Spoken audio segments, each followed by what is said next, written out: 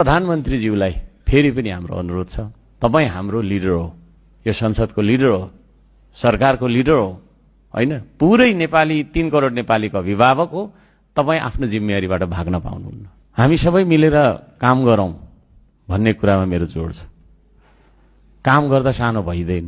3 करोड नेपालीको 6 करोड हात चलाउनु पर्छ एकैसाथ। कलमले मात्रै बन्दैन देश, औजार समाउनु पर्छ। अब नीतिले मात्रै बन्दैन देश, श्रम र श्रमदान गर्नुपर्छ। अब सत्ता पक्ष प्रधानमन्त्रीज्यू, हैन, उपप्रधानमन्त्रीज्यू, उहाँहरू हाम्रो अभिभावक हुनुहुन्छ।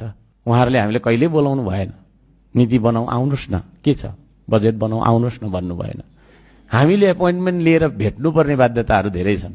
उहाँहरूले पनि बोलाउँदा हुन्छ त, धेरैले बोलाउनु पर्दैन, दलका नेताहरूले बोलाउँदा हुन्छ। यदि त्यसो भने अवरोध हुँदैन क्या। हामी एउटै सिस्टमका हिस्सा हौं। मैले अस्ति पनि भनेको थिएँ, तपाईहरू एक्सेलरेटर हो भने हामी भनेको ब्रेक मेकानिजम हो। ब्रेक बिनाको गाडी फेल हुन्छ, दुर्घटित हुन्छ। हामीले किन संवाद नगरेको?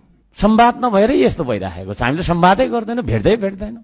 एकले अर्कालाई विरोध गर्नुपर्छ भन्ने मनसाय हुन्छ हाम्रो। तपाई म बिना अधुरो, म तपाई बिना अधुरो। हामी नेपाली, त्यो एउटा गीत पनि छ, हैन? 3 करोड नेपालीको एकमुष्टता नै नेपाली समाज हो। लोभले चोर्नेलाई कारागार, भोकले चोर्नेलाई रोजगार। यो नीति हामीले अपनाउनुपर्छ। जबसम्म हामीले चाहिँ आर्थिक उन्नति गर्दैनौं, जबसम्म हामीले सबैलाई रोजगार